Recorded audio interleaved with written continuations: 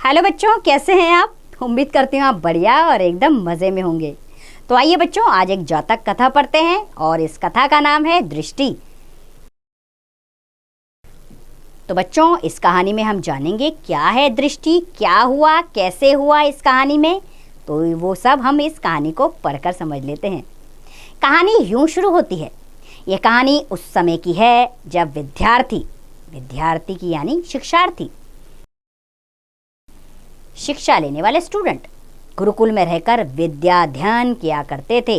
विद्याध्ययन का अर्थ होता है विद्या ग्रहण करना, शिक्षा लेना। तो उस समय की बात है जब विद्यार्थी गुरुकुल में रहते थे और वहाँ शिक्षा लेते थे। ऐसे ही अगस्त्य ऋषि भी एक बड़े ही ज्ञानी और शीलवान गुरु थे। उनके पास दूर दूर से छात्र पढ़ने आते थे। ऋषि तथा उनकी पत्नी विद्यार्थियों के लिए माता पिता की तरह थे। सभी विद्यार्थी भी अपने गुरु को भगवान के समान पूजते थे। अचानक एक दिन गुरुजी ने सभी विद्यार्थियों को बुलाकर कहा कि आज संध्या वदन के बाद, अर्थात शाम की प्रार्थना के बाद,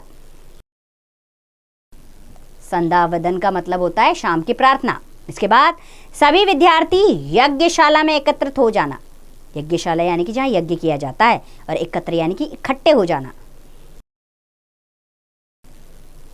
एक विशेष प्रयोजन है जो वहीं पर तुम सबको बताऊंगा। संध्या वंदन के पश्चात सभी विद्यार्थी यज्ञशाला में एकत्रित हो गए और गुरु जी के आने की प्रतीक्षा करने लगे। प्रतीक्षा का अर्थ होता है इंतजार। तो सभी विद्यार्थी वहां पर इकट्ठे हो गए और प्रतीक्षा करने लगे गुरु जी के आने का। गुरु जी ने आकर देखा कि सभी विद्यार्थी आ गए हैं। उन्होंने अपना आसन ग्रहण किया और विद्यार्थियों को भी बैठने के लिए कहा। उसके बाद उन्होंने विद्यार्थियों से कहा, मेरे सामने एक समस्या आ गई है। मेरी पुत्री अब विवाह योग्य हो गई है। योग्य यानी कि विवाह के लायक। अब गुरुजी ने कहा, मेरी समस्या है जो मैं आपके सामने रखता हूँ। मेरी पुत्री विवाह के योग्य हो गई है। उसका विवाह करने के लिए मेरे पास पर्याप्त धन नहीं है। पर्याप्त यानी कि पूर्ण। उसके विवाह लायक धन मेरे पास नहीं है। समझ में नहीं आता कि क्या करूं। अब क्या था, उन विद्यार्थियों में कई विद्यार्थी धनी परिवार के थे।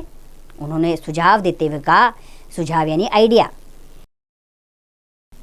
उन्होंने सुझाव दिया, कहा, गुरुदेव आप निश्चिंत रहें, हम अपने पिताजी से धन लेकर आएंगे।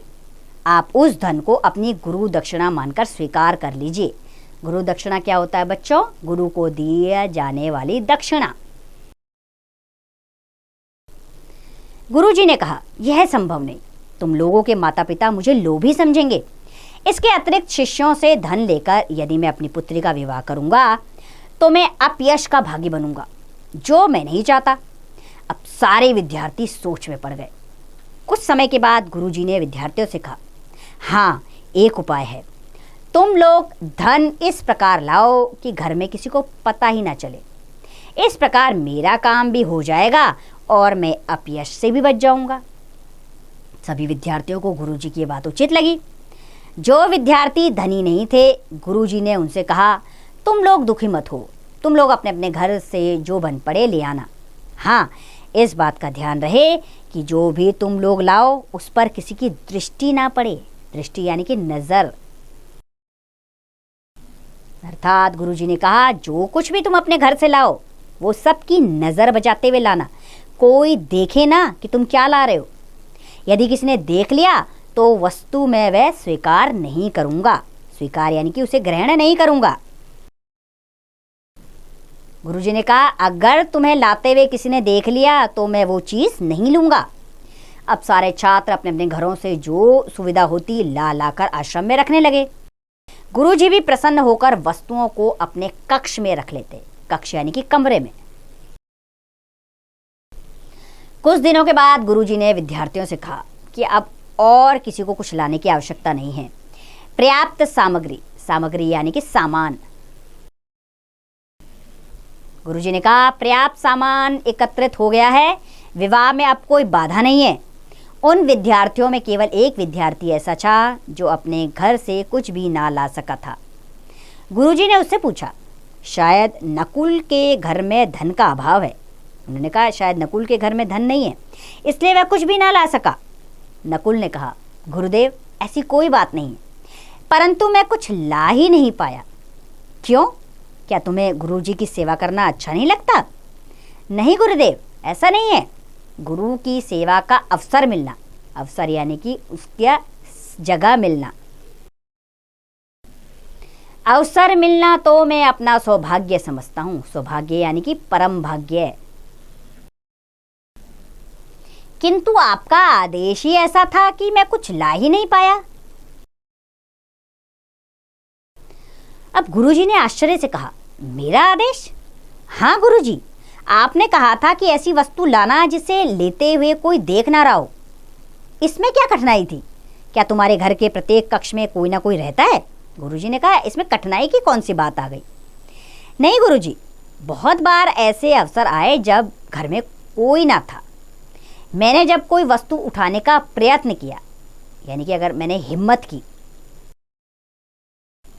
मैंने जब भी कोई वस्तु उठाने की कोशिश की, तब आपकी बात ने मेरे हाथ रोक दिए। मेरी बात ने? हाँ गुरुजी, अन्य कोई देखे ना देखे, किंतु मैं स्वयं तो अपने दुष्कर्म को देख रहा था।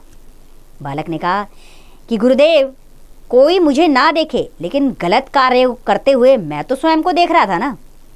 गुरुजी का चेहरा प्रसन्नता से खिल उठा। उन्होंने नकुल को अपने गले से लगा लिया और कहा, पुत्र, मैं तुम्हें ही खोज रहा था। तुम ही मेरे सच्चे शिष्य हो। मेरे कहने पर भी तुमने पाप का मार्ग नहीं अपनाया, तुमने ज्ञान का सही रूप जाना। मेरी शिक्षा सफल हो गई। मुझे अपनी कन्या के विवाह के लिए धन की आवश्यकता नहीं है।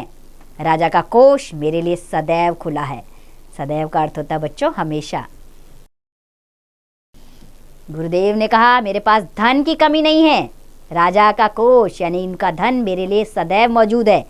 मैं तो अपनी पुत्री के लिए एक चरित्रवान युवक खोज रहा था।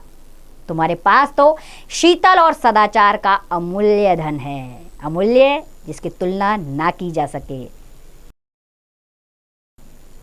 जो कभी खर्च नहीं हो सकता। यदि तुम्हारे माता पिता को कोई आपत्ति ना हो तो मैं अपनी सुगणी कन्या तुम्हें सौंपना चाहता हूँ। तुम जैसा योग्य वर पाना उसका सौभाग्य होगा। नकुल ने कहा, आप जैसे यशस्वी की पुत्री को पत्नी रूप में पाना मेरा भी सौभाग्य होगा। तो ये थे गुरु और शिष्य। गुरु जिन्होंने एक शिक्षा लेनी चाहिए अपने सभी शिष्यों की, जिसमें केवल नकुल पास हो पाया। उसने अपने गुरु की बात को मन और दिमाग दोनों में बिठाया और उसी के अनुसार आचरण किया। बाकी सब दृष्टि कोई ना देख ले, इस बात पर एक ही तरफा बात को सोचकर आगे बढ़ते रहे। लेकिन नकुल ने पहचाना, दृष्टि तो हमारे पास स्वयं भी है। गलत काम करते हुए कोई ना देखे, लेकिन स्वयं को हम कैसे देखें, इस बात को पहचानना बहुत ज़रूरी है बच्चों। आप भी इस बात को जानिए। गलत कार्य करते हुए हम स्वयं को भी ना देखें। इस कार्य को अगर हम जान लेंगे, इस बात को समझ लेंगे, तो कभी हम जीवन में गलत काम नहीं करेंगे, जैसे नकुल ने नहीं किया। तो उम्मीद करती हूँ ये कथा आपको अच्छी लगी होगी। अब इसका अभ्यास कार्य आप स्वयं कीजिए।